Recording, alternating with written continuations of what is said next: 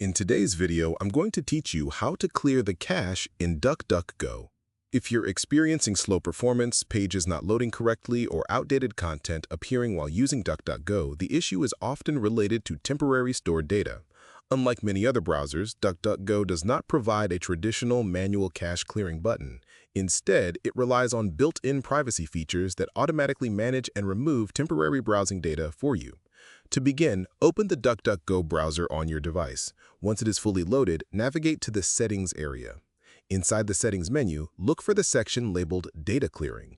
This is where DuckDuckGo allows you to control how your browsing information is handled and removed over time.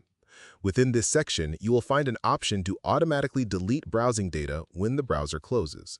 When this feature is enabled, your tabs, cookies, and temporary browsing information are removed every time you exit the browser. This helps prevent unnecessary data buildup and keeps the browser running more efficiently over time. Another important tool available is the Fire button feature. This option allows you to instantly clear your browsing session with a single action. It removes your recent activity and temporary files right away, giving you a fresh and clean browsing state. This can be especially useful when the browser starts to feel slow or unresponsive.